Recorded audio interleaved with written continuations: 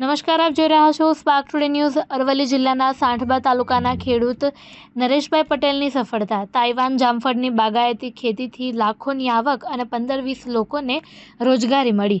ગુજરાતના અરવલ્લી જિલ્લાના સાંઠબા તાલુકાના હઠીપુર ગામના પ્રગતિશીલ ખેડૂત નરેશભાઈ પટેલે પરંપરાગત ખેતીને બદલે બાગાયતી ખેતી અપનાવીને 3 વીઘા જમીનમાં તાઇવાન જાતના જામફળની ખેતી કરીને તેઓ દર વર્ષે લાખો રૂપિયાની આવક મેળવી રહ્યા છે।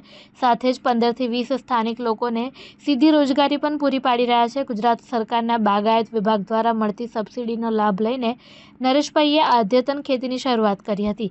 તાઇવાન જામફળની ઉચ્ચ ગુણવત્તા, વધુ ઉત્પાદન અને બજારમાં માંગને ધ્યાનમાં રાખીને તેમણે આ ખેતી પસંદ કરી। જામફળ સ્થાનિક બજારોમાં ઊંચા ભાવે વેચાઈ રહ્યું છે।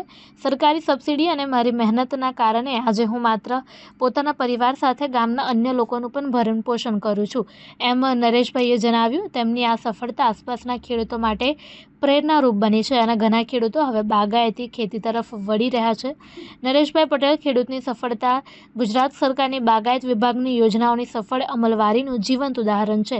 નરેશભાઈ પટેલ જેવા ખેડૂતો ગ્રામીણ અર્થતંત્રને મજબૂત બનાવવામાં મહત્વનું યોગદાન આપી રહ્યા છે।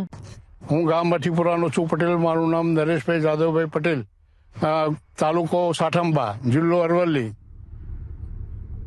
અને હું આ જામફળીની બાગાયત ખેતી કરું છું। તેમાંથી સરકાર તરફથી મને 39,000 રૂપિયા સબસિડી મળેલ છે।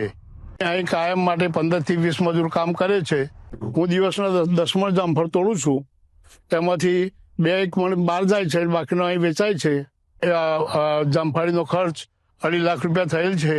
એમાંથી મને આ 15 મહિનાની અંદર જામફળી મેં તૈયાર કરેલ છે અને એમાંથી મને 2 લાખની આવક થઈ છે। સરકારશ્રીનો આભાર માનું છું, જેથી કરીને મને આ સરકારની સહાય મળી છે અને હું બાગાયત ખેતી કરું છું।